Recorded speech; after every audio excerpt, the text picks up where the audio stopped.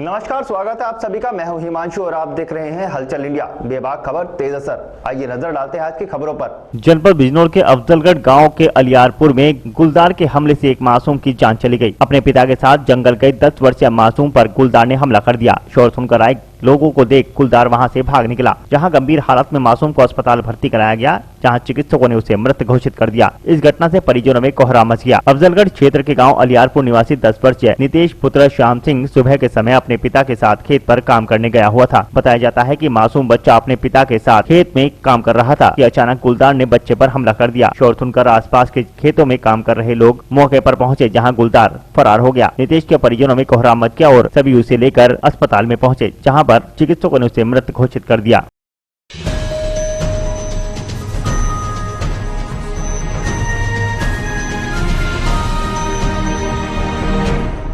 अंतर्राष्ट्रीय महिला दिवस के अवसर पर मुजफ्फरनगर में 3 महिला रिपोर्टिंग चौकियों का उद्घाटन किया गया। खतौली थाने में पहुंचे एडीजी मेरठ जोन राजीव सबरवाल ने चौकी का उद्घाटन किया। बुढ़ाना में एसएसपी अभिषेक यादव ने तो जानसठ थाने में भी चौकी का उद्घाटन किया गया, जहां महिलाओं से जुड़ी समस्याओं को थाना स्तर पर ही निपटाने के लिए शासनादेश पर जाहिर किया गया है। चौकी का उद्घाटन किया गया है। अब देहात क्षेत्र की पीड़ित महिलाओं को समस्याओं के निस्तारण के लिए शहर नहीं जाना पड़ेगा, जिससे लंबे समय तक चलने वाले महिला उत्पीड़न व अन्य समस्याओं को लेकर जल्द से जल्द सुनवाई होगी और महिला की समस्याओं का निस्तारण किया जाएगा। महिला शक्ति अभियान के तहत महिला रिपोर्टिंग चौकियों का उद्घाटन किया गया। देखिए, मिशन शक्ति कार्यक्रम के अंतर्गत ये एक महिला सुरक्षा को लेके और महिलाओं की जो समस्याओं के त्वरित समाधान के लिए ये महिला रिपोर्टिंग चौकी जो एक तरह से परामर्श केंद्र का भी कार्य करेगा।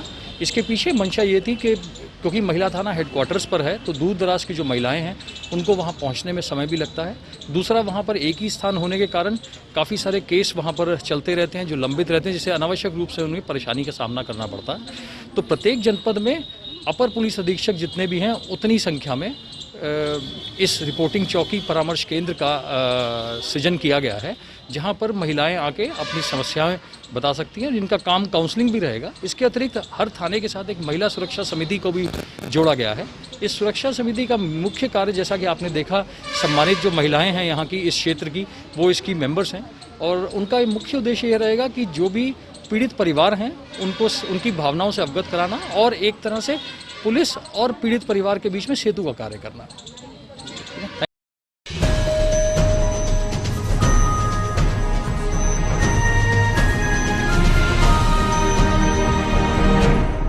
मुजफ्फरनगर के जानसठ में वैदिक धर्म प्रचार संगठन के तत्वावधान में स्वामी कल्याण देव कन्या इंटर कॉलेज आदर्श कॉलोनी में महर्षि दयानंद सरस्वती जी का 197वें जन्मोत्सव बड़े ही धूमधाम के साथ मनाया गया। वहीं कार्यक्रम की अध्यक्षता ईश्वर चरण बालिया व संचालन राजेंद्र सिंह आर्य ने किया, जिसमें सर्वप्रथम पुरोहित जयविंद्र आर्य के द्वारा यज्ञ किया गया, जिसमें यजमान सतवीर आर्य व श्रीमती आर्य ओमवीर रहे। इस दौरान मुख्य रूप से इलम चंद मास्टर, प्रहलाद सिंह, बाबूराम आर्य, सुरेंद्र चंद्र, मनीराम, तेजपाल आर्य, नानक चंद आदि मौजूद रहे। महर्षि दयानंद का 197वां जन्मदिन है। में पैदा हुए थी गुजरात में और इस अवसर पर हम सभी आर्य समाज धलेरी, आर्य समाज झारखंड, आर्य समाज मेहरा, आर्य समाज झरवट सभी करके बहुत धूमधाम से उनका जन्मदिन मना रही है। सवेरे यज्ञ हुआ, बड़ा यज्ञ हुआ, जिसमें श्री सतवीर सिंह जी और उनकी पत्नी यजमान ने और आचार्य जी ने यज्ञ कराया। हम उनको कोटि कोटि प्रणाम करते हैं। पाखंड को खंड करने वाले महर्षि दयानंद ने वेद धर्म का प्रचार किया और धर्म को नया दिखाया। हम सभी लोग उनको नमन करते हैं।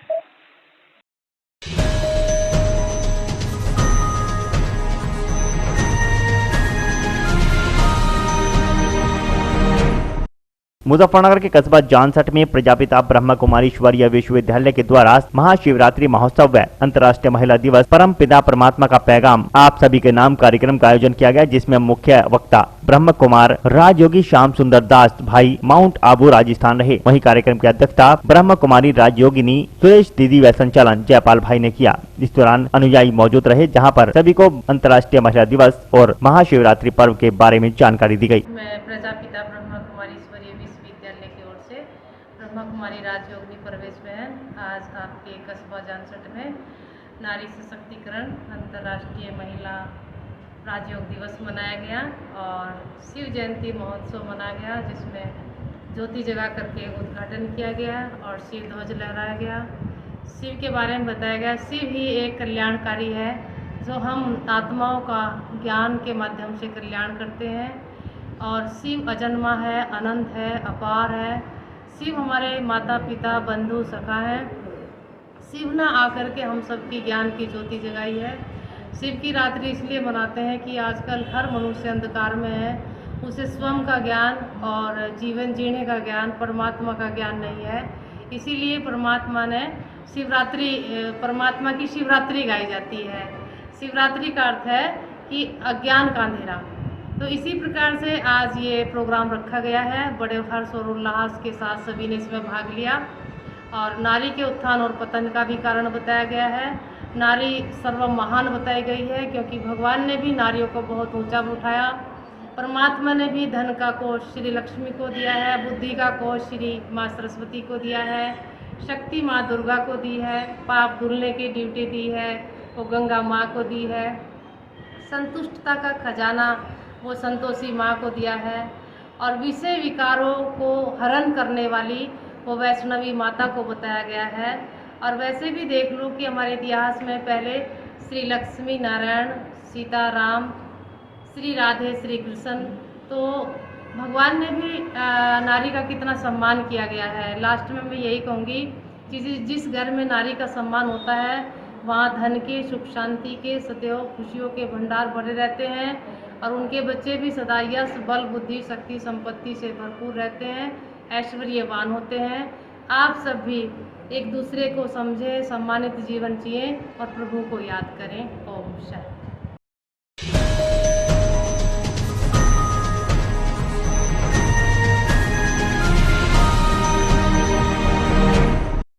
उत्तर प्रदेश शिक्षक महासंघ के प्रदेश नेतृत्व अध्यक्ष डॉक्टर दिनेश चंद्र शर्मा व हेम सिंह पुंडीर प्रदेश संयोजक के आह्वान पर उत्तर प्रदेश शिक्षा सेवा अधिकरण विधेयक 2021 के विरोध में जिला विद्यालय निरीक्षक कार्यालय पर माध्यमिक बेसिक सहायता प्राप्त विद्यालयों के संयुक्त तत्वावधान में विधायक की प्रतिमा जलाकर विरोध प्रकट किया गया। उत्तर प्रदेश माध्यमिक शिक्षक संघ के जिला अध्यक्ष बालेंद्र ने बताया कि उत्तर प्रदेश शिक्षा सेवा प्राधिकरण विधेयक एक प्रकार से मृत्यु का आज्ञा पत्र है, जिसमें शिक्षक विरोधी निर्णय के विरुद्ध न्याय पाने के लिए उच्च न्यायालय जाने से वंचित हो जाएगा एवं सरकार द्वारा अधीन अधिकारी ही निर्णय लेंगे, जिसमें न्याय मिलने की संभावना क्षीण है। ऐसी स्थिति में शिक्षकों की सेवा सुरक्षा खतरे में पड़ जाएगी। उत्तर प्रदेश शिक्षक महासंघ शिक्षकों के संवैधानिक अधिकारों का हनन स्वीकार नहीं करेगा। और जो महासंघ है उसका मैं अध्यक्ष हूँ।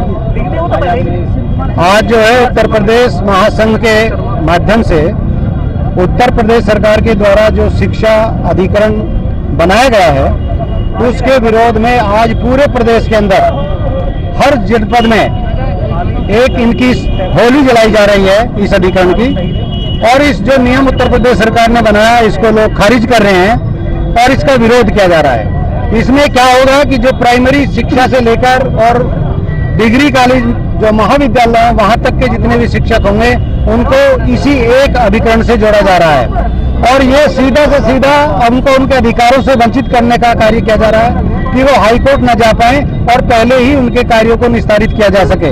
लेकिन वो ये अध्यापक के हित में नहीं होगा, इसलिए इसकी अधिनियम की आज होली जलाई गई है और इसका सभी वर्ग के शिक्षकों ने प्राथमिक से लेकर के जो महाविद्यालय है वहां तक के सभी शिक्षकों ने मिलकर के आज इसकी होली जलाई है। अगर बदलाव नहीं होगा तो क्या करेंगे? अगर बदलाव नहीं होगा तो अगले कार्यक्रम की घोषणा बहुत जल्द हो जाएगी और उस पर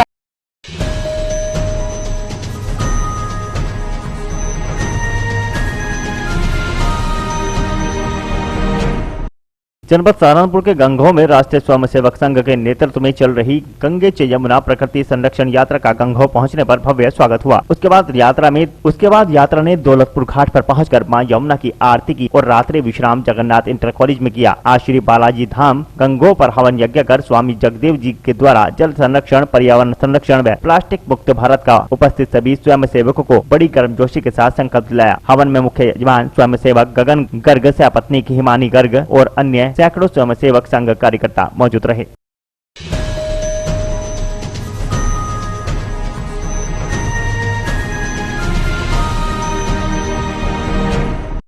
बागपत में पहुंचे भारतीय किसान यूनियन के राष्ट्रीय अध्यक्ष व बालियान खाप के मुखिया नरेश टिकैत ने मोदी सरकार पर हमला बोलते हुए बड़ा बयान दिया। नरेश टिकैत ने कहा कि बीजेपी के 2 लोगों ने सभी मंत्रियों को कब्जे में ले रखा है और बीजेपी सरकार में मंत्री को बोलने का अधिकार नहीं है, वो सिर्फ नाम के मंत्री हैं। इतना ही नहीं, किसान आंदोलन को लेकर नरेश टिकैत ने कहा कि किसानों से वार्ता करने से ही समाधान निकलेगा। इसके लिए बात तो किसान मोर्चा ही करेगा, लेकिन वो इशारा कर रहे हैं कि जब तक बीजेपी सत्ता में तब तक इन कानूनों को लागू न किए जाए और सरकार एमएसपी पर कानून बनाए व किसानों पर दर्ज मुकदमे वापस ले। वहीं नरेश टिकैत ने कहा कि किसान एक तरफ धरने पर बैठा है और उन्होंने सड़क जाम नहीं कर रखी, बल्कि सरकार ने रोड बंद कर दिया है, जिससे सरकार को जल्द से जल्द खोलना होगा। दरअसल नरेश टिकैत बड़ो तहसील के गाँव टीकरी में आयोजित एक हवन कार्यक्रम में पहुँचे थे। रास्ता तो बीच का निकल जाए, ऐसी कोई बात नहीं।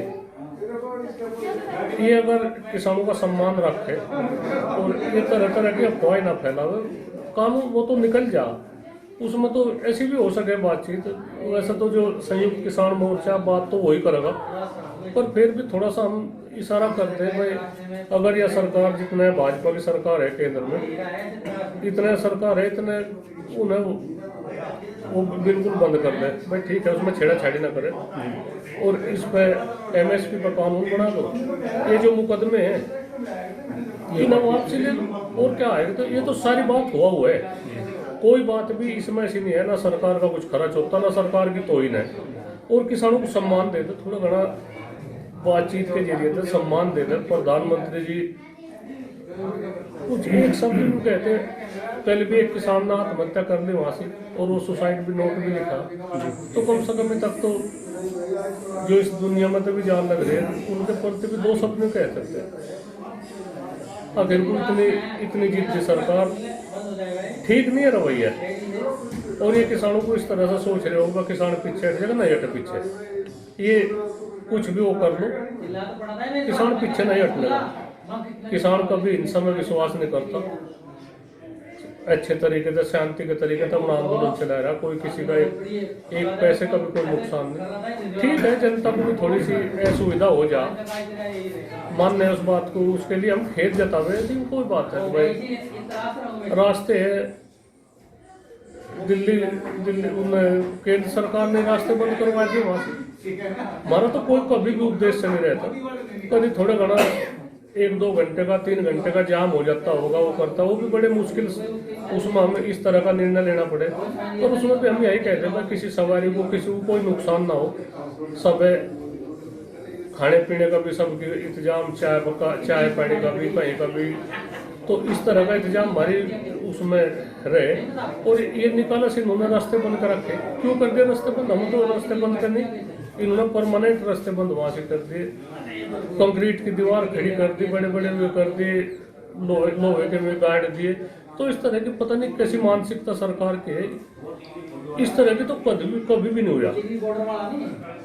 तो हम यही चाहे रास्ते खुलवा में, आने जाने वालों को जिसे दिक्कत है तो उनके वे खुले। हम तो एक तरफ बैठे, बीच में को 20-25 फुट का रास्ता खुल जाएगा, कोई आदमी आ जा निकल जा वहाँ को, हमारा कोई किसी को सवारी को कोई नुकसान पहुँचाने की नहीं बात है। किसी की कोई सप्लाई को बंद करने की हुआ नहीं है बात, किसी की कोई दूध की सप्लाई बंद है, अनाज की सप्लाई बंद है, नहीं, हमारा कोई उद्देश्य नहीं। हमारे आदमी है, दिल्ली भी हमारे आदमी है, तो इस तरह की वो ना करे। एक अच्छी व्यक्तित्व का परिचय दें। और फिर भी हम यही बतावे, उनके जो मंत्री है भाजपा सरकार में, 2 आदमी ना सब कैच कर रखे हुए, किसी को बोलने का मौका नहीं देते, किसी को अधिकार नहीं दे रखे, बस नाम के है सब। इस तरह की बात न करें और बात के जरिए से इस बात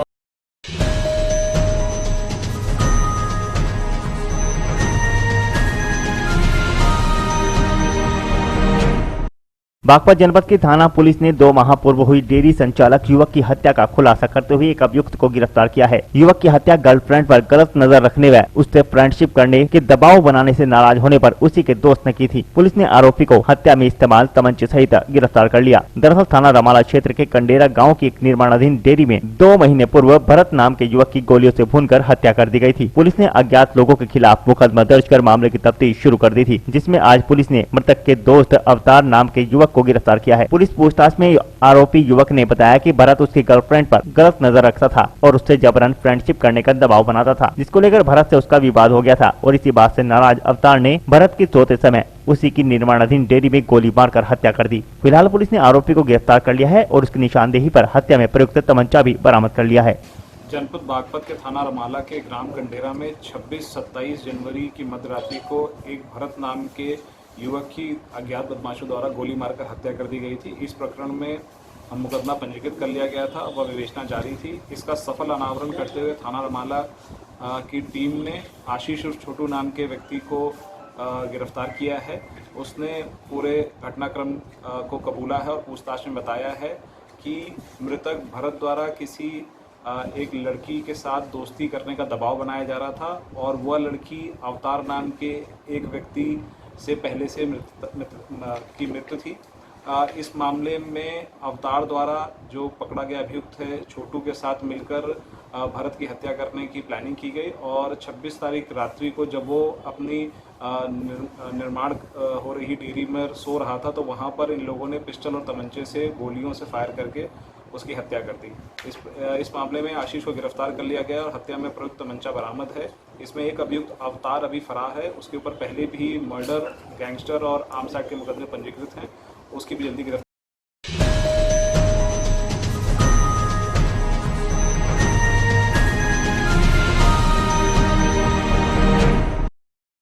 आज के बुलेटिन में इतना ही। कल फिर होंगे हाजिर कुछ नई और ताजा खबरों के साथ। देखते रहिए हलचल इंडिया, बेबाक खबर तेज असर।